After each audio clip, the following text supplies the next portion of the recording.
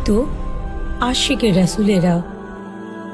মানব নফস অর্থাৎ ষড়রিপু তথা কাম, ক্রোধ, লোভ, মোহ, মদ ও মাৎসর্য, এই রিপুগুলোর বেড়াজালে মানুষ আবদ্ধ হয়ে পড়ে।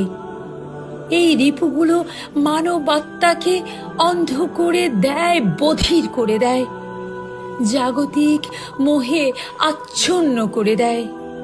নফসধারিত মানুষ তখন হিংসা, বিদ্বেষে, পরস্পর মারামারি, একজনের সুখে অন্যজন ভালো কাজে ঈর্ষাবোধ করে, অপবাদ দেয়, মিথ্যা আরোপ করে, একজন অপরজনকে তুচ্ছ করে, কেউ বা মানুষের সম্পত্তি গ্রাস করে, লোভে হিংসায় কখনো কেউ হত্যা করে, কেউ বা নিজের নফসতাড়িত হয়ে পাপ কাজে জড়িয়ে নিজের চরিত্রকে নষ্ট করে দেয়, সেও আত্মাকে অপবিত্র করে ফেলে।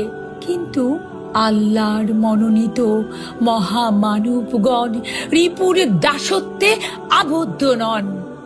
তারা তো কাউকে হেয় করতে পারেন না, কারো হৃদয়ে তারা আঘাত করতে পারেন না, নিজের স্বার্থে তারা তো সত্যকে কখনোই বিকৃত করতে পারেন না। এই প্রসঙ্গে মহান রাব্বুল আলামিন সূরা হজের ৪৬ নম্বর আয়াতে বলেন, চোখ অন্ধ হয় না, অন্ধ হয় অন্তরে থাকা হৃদয়। হৃদয়ের চোখে যারা জাগ্রত তারা তো শুধু শরীয়তের আবরণ নয়, মারিফতের আলো দ্বারা তাদের হৃদয় থাকে আলোকিত। তারা থাকেন আলোকিত মানব, তারা তো প্রজ্বলিত প্রদীপ। যিনি সাধনার দ্বারা অন্তরের পঞ্চ ইন্দ্রিয়কে জাগ্রত করতে পেরেছেন, তিনি প্রতিনিয়ত আল্লাহর সাথে, আল্লাহর রূহের সাথে কথোপকথন করেন। দয়াময় আল্লাহকে তিনি তার নফসের মোকামে দেখেন, দয়াল রাসূলের সাথে, সর্বযুগের নবী রাসূলের সাথে তার হৃদয়ে যোগসূত্র আছে। তিনি প্রতিনিয়ত কথোপকথন করে থাকেন সমগ্র যুগের নবী রাসূলের সাথে, দয়াল রাসূলের সাথে, মহান মুর্শিদের সাথে, মহান রাব্বুল আলামিনের সাথে তার তো প্রতিনিয়ত দেখা সাক্ষাৎ হয়।